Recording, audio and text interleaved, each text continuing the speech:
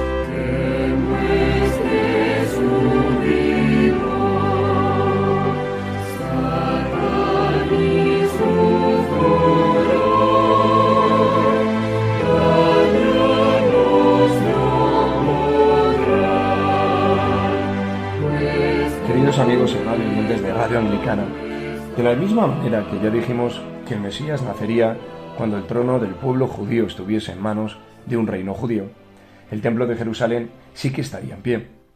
Este dato es extremadamente importante en nuestro relato. La destrucción del templo de Jerusalén en el año 70 por parte de las legiones romanas al mando de Tito, el hijo del emperador Vespasiano, imposibilita el reconocimiento de otros posibles mesías, tales como por ejemplo Bar Kokhba en el siglo II, Shabbatai Tzvi en el siglo XVIII o el propio Menachem Mendel Schneerson en pleno siglo XX. Malaquías 3.1 no puede ser más explícito al afirmar que yo envío mi mensajero, el cual preparará el camino delante de mí, y vendrá súbitamente a su templo el Señor, a quien vosotros buscáis, y el ángel del pacto, a quien deseáis vosotros. He aquí viene, ha dicho Jehová de los ejércitos. El Salmo 118:26, Daniel 9:26, Ageo 2:7-9 o Zacarías 11:13 no hacen sino reforzar esta misma idea de que cuando llegara el Mesías, el templo de Jerusalén estaría en pie y en un momento además de gran apogeo. Aparte del lugar del nacimiento del Mesías y de la estirpe de la cual descendería, las Escrituras del Antiguo Testamento son muy explícitas en torno a las circunstancias relacionadas con el ministerio que el Mesías ejercería. Así, por ejemplo, en Isaías 43 se nos habla de que la llegada del Mesías sería precedida por un mensajero que predicaría en el desierto, algo que aproximadamente 700 años más tarde el evangelista Mateo identificaría con Juan el Bautista, tal y como, por ejemplo, leemos en Mateo 3:1-2. En aquellos días vino Juan el Bautista, predicando en el desierto de Judea y diciendo: arrepentíos, porque el reino de los cielos se ha acercado. Así las cosas, el ministerio del Mesías se caracterizaría por los siguientes aspectos que de forma somera relato a continuación. En primer lugar, el ministerio del Mesías se iniciaría en la región de Galilea, tal y como se relata en Isaías 9:1-2 y se corrobora posteriormente en Mateo 4:12-13. Realizaría milagros, curaciones y sanaciones. Entonces los ojos de los ciegos serán abiertos y los oídos de los sordos se abrirán. Entonces el cojo saltará como un ciervo y cantará la lengua del mudo, porque aguas serán cavadas en el desierto y torrentes en la soledad. Isaías 35, 5, 6. En tercer lugar, enseñaría a través de parábolas. En realidad, la parábola, el mashal en hebreo, es un género de enseñanza judía que abarca una gran pluralidad de géneros didácticos que van desde la parábola propiamente dicha hasta nuestro apotegma, es decir, frases breves y sencillas que poseen un contenido moral aleccionador. En este sentido, Jesús de Nazaret destacó especialmente en su enseñanza a través de estas parábolas o meshalim. En cuarto lugar, el Mesías entraría en la ciudad de Jerusalén montado en un asno. ¡Qué hermoso, hermanos! En Zacarías 9:9 encontramos la profecía mesiánica en la que se nos muestra que el Mesías no realizaría su entrada en Jerusalén como un rey militar poderoso, sino como un rey de paz. Tal y como afirma William Barclay en su extraordinario comentario exegético al Nuevo Testamento, en la antigüedad y en el entorno del Próximo Oriente se le consideraba al asno como un animal noble. Tal y como leemos en Jueces 10:4, el juez Jair tenía 30 hijos que caminaban montados en asnos. Por ejemplo, Agitofel, consejero del rey David, también usaba un asno en sus desplazamientos. 2 Samuel 17:23. Mefiboset, el príncipe heredero de Saúl, acudió para ver a David montado también en un asno. 2 Samuel 19:26. En consecuencia, en la antigüedad judía se entendía que un rey se presentaba montado a caballo cuando iba en son de guerra, mientras que lo hacía montado a lomos de un asno cuando su mensaje e intención era la transmisión de la paz. Así la profecía mesiánica transmitida por Zacarías dista mucho de identificar al Mesías como un rey guerrero, político, militar. Hermanos, el Mesías encontraba sus referencias históricas en los sufrimientos y padecimientos que el patriarca José tuvo que soportar, ser vendido por sus hermanos y ser lanzado y arrojado a un pozo de agua. Estos sufrimientos que el Mesías debía experimentar y vivir para redimir a su pueblo de la esclavitud del pecado, se corresponden exactamente con la figura del Ebed Yahvé, el siervo de Yahvé, el siervo sufriente que encontramos en los capítulos 50 y 53 del libro de Isaías. El Mesías sería vendido por 30 monedas de plata, Zacarías 11:12. El dinero de la traición sería arrojado en la casa de Dios, es decir, en el templo de Jerusalén, Zacarías 11:13. Sería abandonado por sus discípulos, Zacarías 13:7. Acusado por falsos testigos, Salmo 35:11. Permanecería callado ante sus acusadores, Isaías 53:7. Sería herido y golpeado, Isaías 53:5. Escupido, Isaías 56. Objeto de burlas, Salmo 22:7-8. Ejecutado junto a delincuentes, Isaías 53:12. Odiado sin causa alguna, Salmo 69:4. Sus vestiduras serían repartidas, Salmo 22:18. Sufriría sed durante su tormento, Salmo 69:21. Se encomendaría a Dios en el momento de su muerte, Salmo 31:5. Sus huesos no serían quebrados, Salmo 34:20. Le traspasarían el costado, Zacarías 12:10. Y sobre todo, su muerte tendría un carácter expiatorio, Isaías 53:10. Es más que evidente que todas estas profecías mesiánicas, y solamente hemos relatado algunas, se cumplen de manera exclusiva y única en la figura de Jesús de Nazaret. Nunca ha habido un personaje que se haya proclamado a sí mismo y que haya sido proclamado por otros como Mesías, en el que se hayan dado a la vez todas las profecías que sobre él mismo fueron realizadas y que se recogen en los textos del Antiguo Testamento. El hecho de que este Mesías sufriría y realizaría un sacrificio por el perdón de los pecados de la humanidad, inauguraría un reino escatológico y eterno, y resucitaría después de haber muerto, y sería reivindicado como Dios mismo, es, a mi juicio, incuestionable desde una lectura atenta y cuidadosa de todas las Sagradas Escrituras, tanto del Antiguo como del Nuevo Testamento. Y es a mi juicio incuestionable que este Mesías, queridos amigos y radio oyentes de Radio Anglicana, ha sido y es Jesús de Nazaret. En el segundo capítulo de su extraordinario libro titulado Introducción al cristianismo primitivo, los primeros siglos del cristianismo, su autor, Pau Figueras Palà, relata cómo el fariseísmo ortodoxo judío a lo largo de la historia ha negado que Jesús de Nazaret pudiese ser concretamente el Mesías. Así, por ejemplo, Sanedrín 107b habla de Jesús de Nazaret como aquel que practicó la magia, sedujo y desorientó a Israel y fue lapidado porque ha practicado la brujería y ha seducido a Israel a apostatar.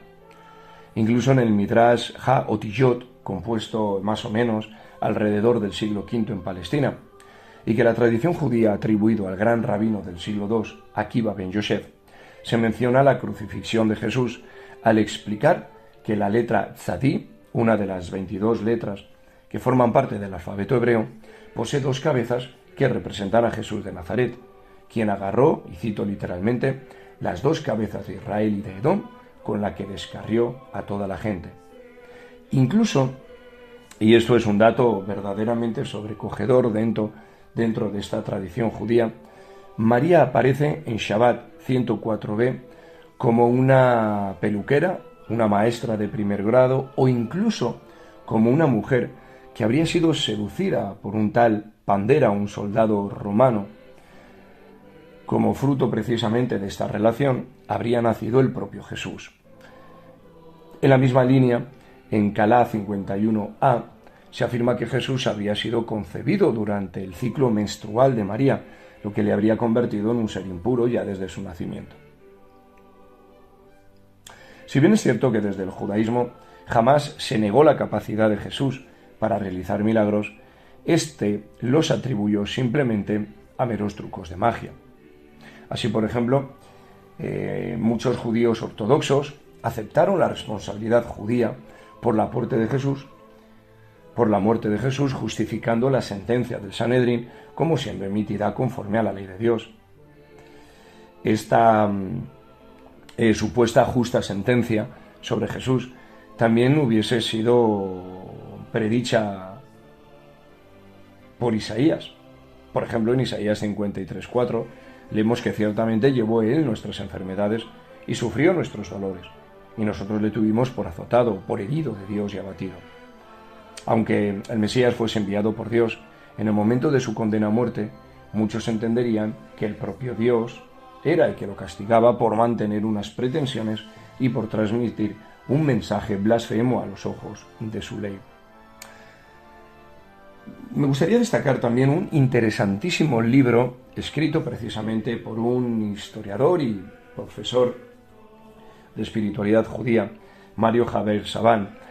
Tiene un libro titulado El judaísmo de Jesús, que es un libro muy interesante, en el cual afirma, negando evidentemente la condición de Dios de parte de nuestro Señor, pero sin embargo es un libro interesante porque afirma algunos datos, como son el hecho de que Jesús fue un judío excepcional, que supo crear un sistema de enseñanzas morales y espirituales coherente a la Torá. Fue un hombre que con el tiempo constituyó un peligro potencial tanto para las autoridades religiosas de Israel como para las autoridades imperiales romanas. Se trataría, según el profesor Saban, de un rabino excepcional que debatió con otros grupos de fariseos las mejores posibilidades de interpretación de la ley de Moisés. Intentaría atraer a los judíos perdidos y ayudaría a todos aquellos que necesitasen de curación, sanación de enfermedades, esperanza y consuelo espiritual. Lucharía por defender los grandes valores éticos que la ley, la Torá, enseña, y sería un extraordinario psicólogo de la naturaleza humana en la medida en que enseñó que todos los hombres somos limitados, cometemos errores y en consecuencia debemos volvernos a Dios para encontrar en Él el amor, la misericordia, el perdón y la esperanza de vivir una vida en plenitud de amor con Dios, con nuestros congéneres, con el resto de la creación y con nosotros mismos. Según el profesor Saban, pretendería la llegada de la era mesiánica como pretende todo buen judío en la actualidad. En consecuencia, tanto para el doctor Mario Savant en este interesante libro del judaísmo de Jesús, como para el resto del mundo ortodoxo judío, Jesús de Nazaret no puede, sin embargo, ser el Mesías prometido por Dios al pueblo de Israel. Sin embargo, desde mi punto de vista, estas concepciones ignoran que todas las profecías mesiánicas a las que me he referido a lo largo de estos dos programas se cumplen en la figura del rabino de Galilea, de nuestro Señor Jesús. También ignoran, desde mi punto de vista, que aquellas están relacionadas con su definitivo gobierno y su reinado de paz, que tendrán que ver con la segunda venida de nuestro Señor Jesús. El Mesías murió por nuestros pecados, conforme a las Escrituras, y fue sepultado y resucitó al tercer día, conforme a las mismas, tal y como afirma San Pablo en su primera carta a los Corintios, en el capítulo 15, versículos 3 y 4. Y sería precisamente este mismo Mesías, ahora en su condición de Mesías como hijo de David, el que regresaría a la tierra a ocupar el trono de David, tal y como se relata en Mateo 25, 32, en Lucas 1, 31, 33 o en Hechos 1, 10, 11. Cuando Cristo regrese precisamente en su segunda venida, establecerá concretamente un reino maravilloso.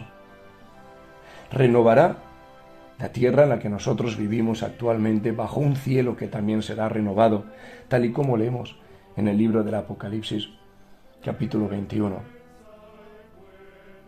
Este nuevo reino será un reino en el que reinará la paz universal, el amor universal, la concordia, el apoyo mutuo, la solidaridad universal entre todos.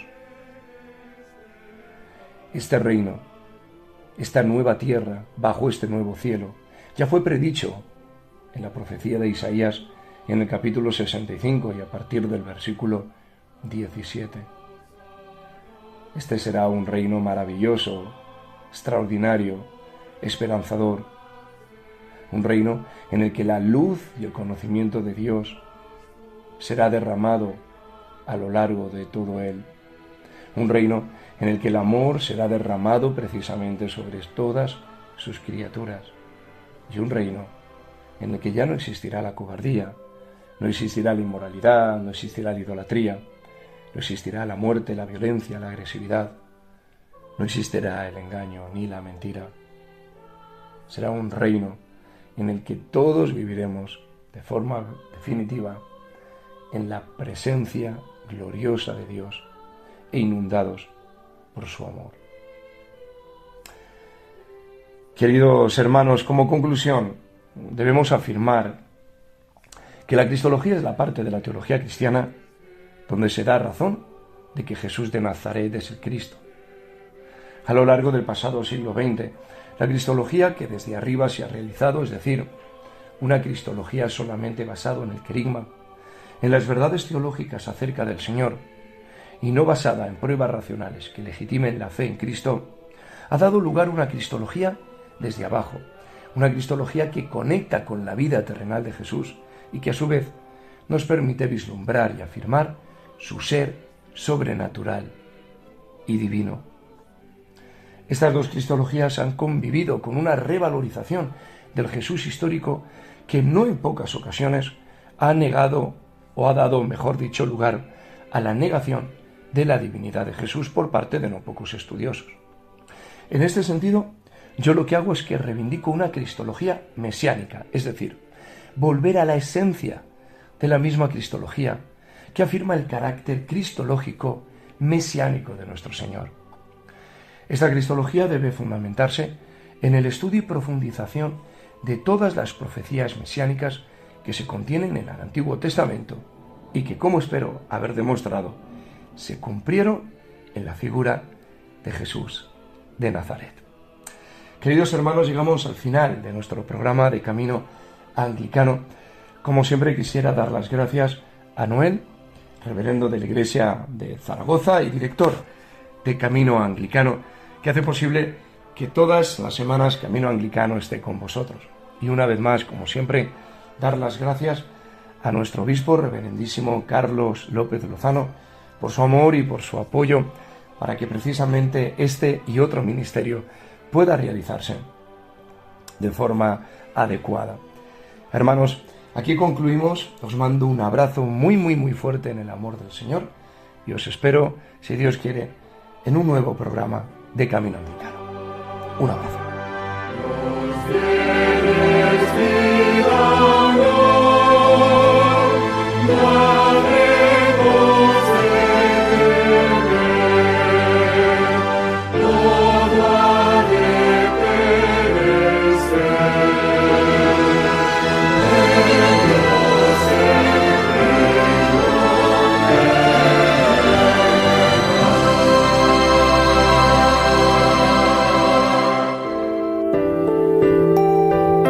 Transmite Radio Anglicana.